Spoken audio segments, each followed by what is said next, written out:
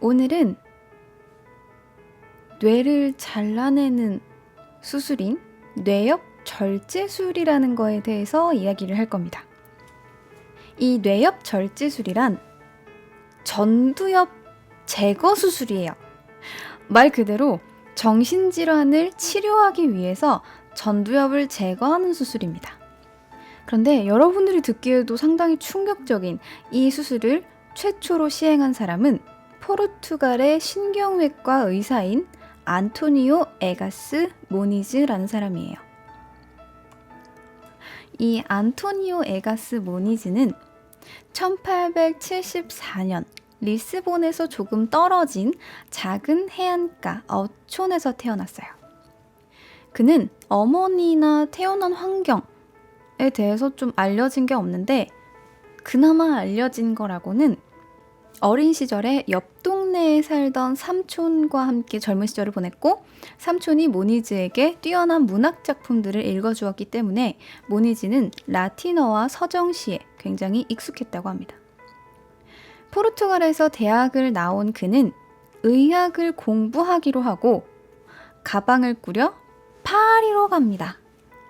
그래서 프랑스에서 유명한 신경학자 샤르코 교수의 지도 학생으로 연구 생활을 시작했어요.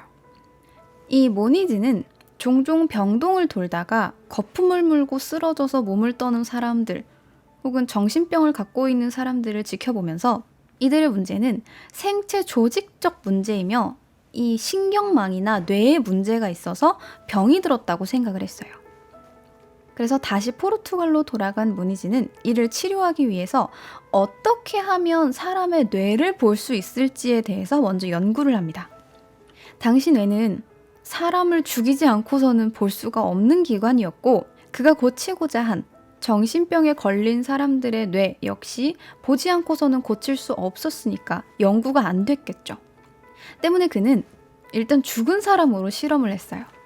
당시 과학자들은 너무 미세하거나 어두워서 안 보이는 것들을 보기 위해서 염료를 사용했는데 여기에서 착안을 해서 목의 혈관으로 주사기를 투입을 합니다. 염료를 투입을 해서 이게 위로 점점 퍼지면 구조를 볼 수 있는, 그래서 엑스레이로 전에는 볼 수 없었던 뇌 혈관들, 여러 가지 두엽들을 볼 수 있게 개발을 해냈어요.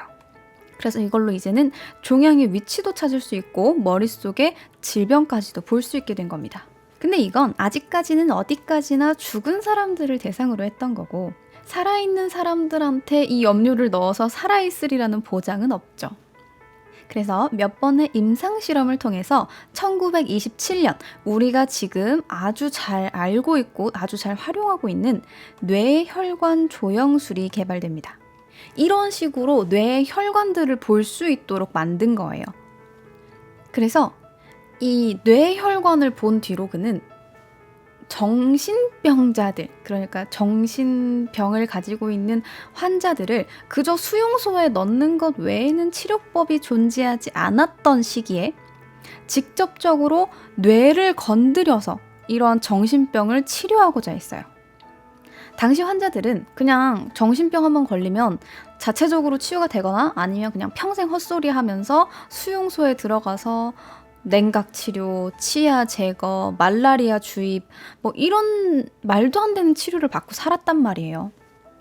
그리고 딱 요때가 빈에서 프로이트가 인간의 성격은 과거의 경험에 의해서 결정이 되며 의식과 무의식이 존재한다, 이런 식으로 이제 막 이야기를 할 때, 이게 막 퍼져나갈 때 모니즈는 이 정신병을 치료하는 방법이 정말 신체를 치료해야만 이것이 치료된다고 믿었어요. 프로이트는 이제 상담과 예전의 경험들 그런 걸 통해서 정신병을 치료하고자 했고 모니즈는 외과적인 시술로 이걸 치료하고자 했던 거예요. 그렇게 1953년 모니즈는 신경학회에 참석하기 위해서 런던에 갔는데 그곳에서 한 침팬지를 보게 됩니다. 그 침팬지는 문제가 있는 침팬지였어요. 항상 괴성을 지르고 아무 데에나 소변을 보고 음식이랑 물을 막 엎고 다니면서 이상하게 행동을 하는 그런 사람으로 따지면 정신병이 있는 그런 침팬지였어요. 그래서 모니즈는 이 침팬지를 데려와서 머리를 직접 열어서 전두엽과 대뇌 변연계에 연결된 섬유를 잘라버립니다. 그리고 나서 이 침팬지를 다시 이제 깨운 거죠. 시술을 해서 깨운 다음에 이 침팬지가 어떻게 생활을 하는지 봤더니 예전에 그 난폭한 모습이 전혀 없는 거예요. 엄청 조용하고 얌전해졌어요. 거기에다가 지능적으로도 손상이 없어 보여. 완벽한 성공 같았죠. 그래서 모니즈는 이 실험을 바탕으로 사람의 불안 상태 역시 이렇게 치료할 수 있을 거라고 생각합니다. 모니즈는 포르투갈로 다시 돌아와서 먼저 시체를 주문해서 실험을 했어요. 그 다음에 살아있는 사람으로 실험을 한 거죠.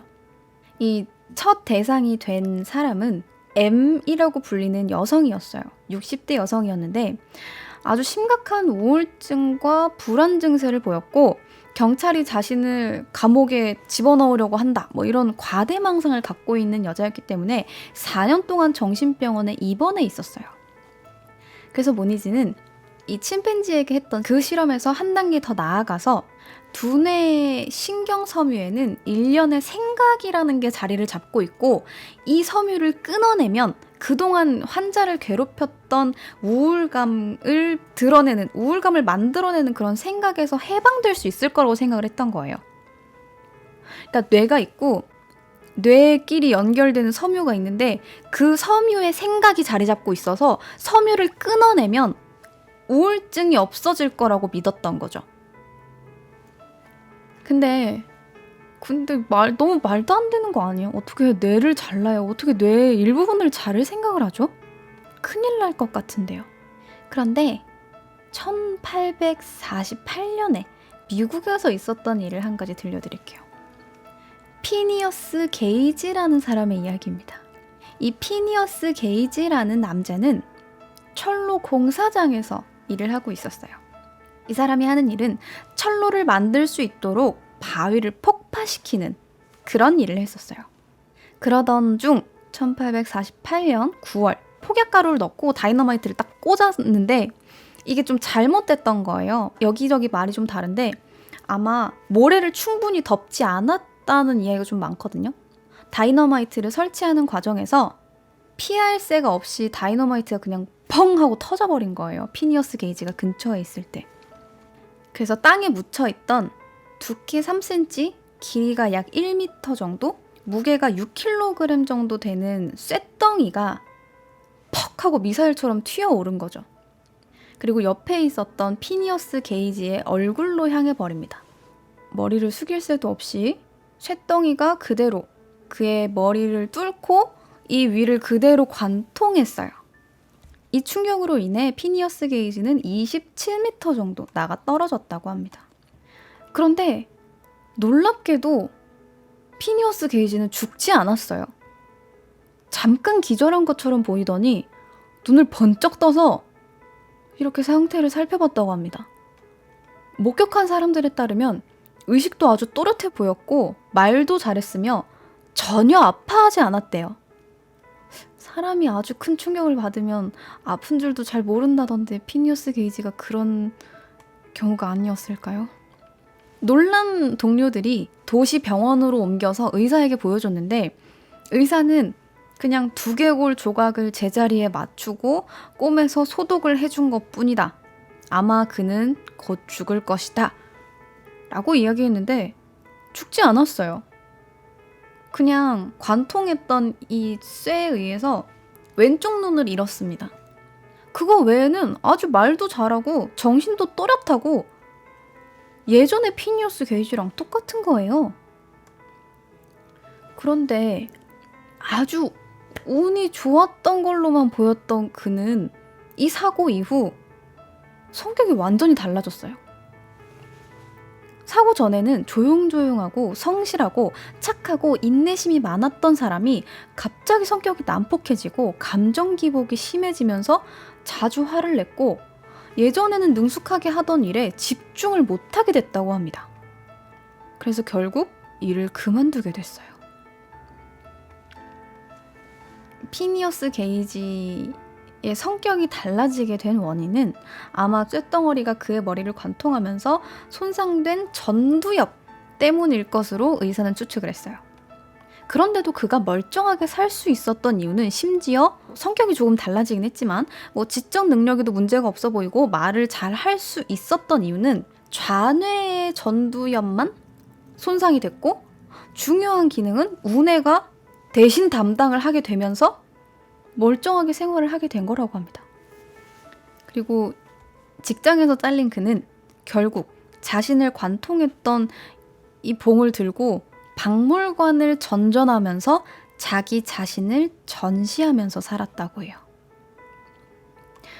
이렇게 전두엽이 손상된 사람은 성격이 조금 달라지지만 뇌가 조금 없어도 살아남을 수 있다라는 이 아주 독특한 케이스를 피니어스 게이지는 온몸으로 보여준 건데, 이것 외에도 아주 특이한 경우가 있어요. 뭐냐면 뇌의 대부분이 없는 사람이에요. 영국의 한 대학생인데요. 뇌가 5%밖에 남아있지 않아요. 이게 일반인의 뇌 사진입니다. 그런데 이 사람의 뇌는 이렇게 생겼어요. 뇌가 없어요. 그런데 이 사람이 아주 특이하게도 대학교를 다니고 있는 학생인데 심지어 IQ가 120이 넘는데요. 엄청나게 똑똑해요. 수재예요. 근데 이렇게 뇌가 없어도 살 수 있었던 이유가 어릴 때 뇌척수액이 너무 많아지는 병에 걸렸고, 이 뇌척수액이 점점 늘어나면서 뇌척수액의 압박을 받은 대뇌피질이 점점 얇아지다가 두개골 쪽에 아주 얇은 회백질 층만 남기고 싹 다 없어져 버린 거예요. 이 경우는 갑자기 없어진 게 아니에요. 피니어스 게이지처럼 빡 하고 이게 없어진 게 아니야. 유년기부터 소년기 시절까지 점점 대뇌피질이 소멸되어 갔기 때문에 이 뇌가 소멸되면서 이 부분이 담당하고 있는 부분을 다른 쪽으로 점점 대체시킨 거예요. 그래서 문제없이 살 수 있었다고 합니다. 이 5%의 뇌가 나머지를 다 이어받아서 이 일을 하는 거죠. 이 우리의 뇌 중에 특히나 전두엽은 판단력, 인내력, 기억력, 통제력 등등등 아주 중요한 부분을 관장하고 있어요. 근데 이러한 부분이 손상이 되면 외적으로는 예전과 동일할지 몰라도 실질적으로는 완전히 다른 사람이 될 수 있다라는 게 과학자들의 의견입니다. 자, 그리고 결국 어찌되었든 모니즈의 뇌엽 절제술이 1953년 11월 1일 시행됩니다. 머리에 국부 마취를 하고 두개골 양쪽에 작게 구멍을 뚫은 다음에 이 구멍으로 알코올을 주사하는 거예요. 그래서 모니즈는 머리에 알코올을 주입해서 전뇌를 시상에 연결하는 이 신경 섬유를 녹여낸 겁니다. 자른 게 아니라 이번엔 녹여냈어요. 그러고 나면 정신병이 치료된다고 믿었고, 그렇게 수술이 5시간 만에 끝납니다. 수술 이후에 깨어난 M은 적응력도 양호했고 분별력, 지능, 행동 모두 이상이 없었다고 합니다. 아주 평온하고 근심이 보이지 않는 상태였대요. 과대망상도 사라졌고 단지 약간의 슬픈 감정만을 느끼고 있다고 합니다. 그런데 이것 외에도 그냥 되게 짜잘한 문제인데요. 자신의 집이나 손가락 개수 같은 건 맞힐 수 있는데 자기 나이, 자기가 있는 병원 등은 맞추지 못했다고 해요. 별거 아닌 문제죠. 과대망상도 사라졌고, 안 그렇습니까? 정신병이 치료됐는데. 이후에 이 M이라는 여자는 어디로 갔는지, 심지어 어떻게 죽었는지도 알 수 없지만 어쨌든 모니즈는 사람을 죽이지 않고도 뇌엽을 절제했고 성공한 것처럼 보였기 때문에 더 많은 환자들을 찾아다닙니다.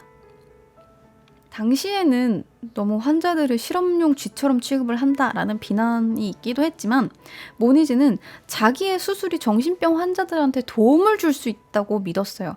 그래서 이 수술을 계속합니다. 불안에 떨던 환자들은 안정을 되찾았고 망상도 없어졌으며 집이나 직장으로 다시 돌아간 사람들도 있다라고 모니지는 이야기했어요. 물론 수술 후에 고열, 구토, 설사 등 별거 아닌 문제들과 심리적으로 조금 냉담해지는 문제들이 있었지만 모니지는 이러한 현상을 일시적이라고 주장했어요. 초기 20명의 환자들 중에 7명이 완치가 되었고 7명은 부분적으로 치료가 되었으며 6명은 좋아지지도 나빠지지도 않았다고 합니다. 그리고 1937년 이러한 결과를 미국의 정신의학지에 발표를 했고 뇌엽 절제술이 인정을 받게 됩니다.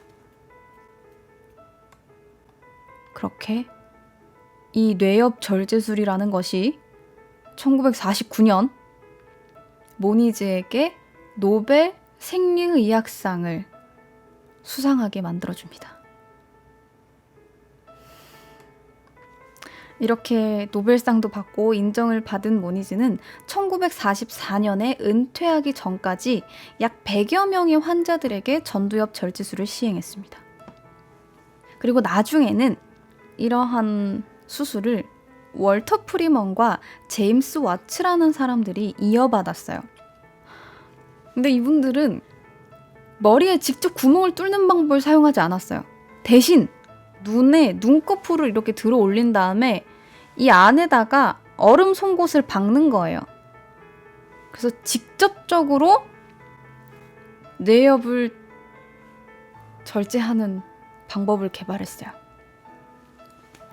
환자의 눈꺼풀을 젖혀서 얼음 송곳으로 안구 위쪽으로 이렇게 찔러 넣은 다음에 코랑 평행이 되게 해서 이 송곳을 망치로 땅땅땅 이렇게 치면 그대로 뇌까지 이렇게 벅 뚫고 들어가는 거예요.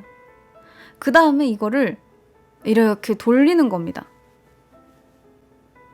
그래서 전두엽을 파괴한 다음에 그대로 그냥 송곳을 이렇게 슥 빼는 방법이에요. 근데 이게 전신 마취를 해야 하는 것도 아니고 그냥 잠깐 이렇게 눈꺼풀 안에 이렇게 해가지고 슉슉슉 이렇게 하고 나면 치료가 된다잖아. 너무 간단한 방법인 거죠. 그리고 이후 뇌엽 절제술사라고 불렸던 월터 프리먼은 1946년 정신병원에서 환자들을 대상으로 경한 뇌엽 절제술이라고 해요. 눈을 통해서 뇌엽을 절제하는 경한 뇌엽 절제술을 시행을 했고 이 간편한 수술 방법은 1950년까지 약 8,000명의 환자들에게 적용됩니다. 그리고 이후에 많은 잡지들이 예전에 좋지 않았던 환자가 이렇게 좋아졌다 라면서 비포 애프터를 게재하면서 이게 너무 혁명적인 방법이다 라고 긍정적으로 보도를 했고 이후에 미국에서 4만여 명 정도의 사람이 뇌엽 절제술을 받았고 영국에서는 1,700명, 유럽 등지에서는 9,000명 정도가 이러한 뇌엽 절제술을 받았다고 합니다. 주로 여성들이 많았고 그 다음이 이제 어린아이들도 포함이 되어 있었다고 해요. 자, 그리고 이러한 충격적인 수술 방법이 이 여자분에게도 시행됐습니다. 이 여자분은 존 F 케네디의 여동생이에요.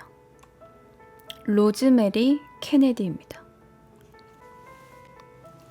케네디 가문의 셋째이며 첫째 딸이었던 로즈메리는 다른 형제들보다 조금 발달이 느렸어요. 그래서 집중 교육을 받기도 했는데 결국 지적 수준이 한 10살, 12살 정도에 머무르게 됩니다. 그리고 결국 22살에는 열등감 때문이었는지 자신만 조금 소외시키는 듯한 부모님의 태도 때문이었는지 스트레스로 급기야는 소리를 지르고 물건을 집어던지고 욕을 하면서 가족을 폭행하기까지 합니다. 이렇게 통제가 되지 않자 결국 부모님은 그녀를 데리고 의사를 찾아다니다가 이때 막 퍼지기 시작했던 전두엽 절제술이라는 걸 받게 하기로 하죠. 그런데 조금 발달이 느렸을 뿐 운동도 곧잘했고 예의 바르며 옷도 단정하게 잘 입을 줄 알았고 간단한 수학 정도도 할 수 있게 충분히 일상생활을 누릴 수 있었던 그녀가 수술을 받고 난 이후에는 2살 정도의 정신 수준에 머무르게 됩니다. 수술 이후에 제대로 걷지도 못했고 말을 하지도 못했고 그러한 로즈메리를 집안의 수치라고 생각한 가족들은 그녀를 요양원에 보냅니다. 그리고 아버지는 평생, 어머니는 1960년대까지 딸을 찾지 않았어요. 나중에 존 F 케네디가 대통령이 된 이후에는 로즈메리는 정신지체가 있어서 요양원에 들어가 있는 거다라고만 설명을 합니다. 그렇게 첫째 딸이지만 숨겨져서 살던 로즈메리는 2005년에 60년이 넘는 세월을 요양원에서 보내다가 사망했어요. 그냥 뭐 정신지체라고만 알려져 있는데 사실 전두엽 절제술을 받았던 거죠. 그리고 이렇게나 위험한 수술이었던 뇌엽 절제술은 1970년대에 들어서야 위험한 시술이다 라고 판단이 되었고 지금은 시행이 되지 않고 있습니다.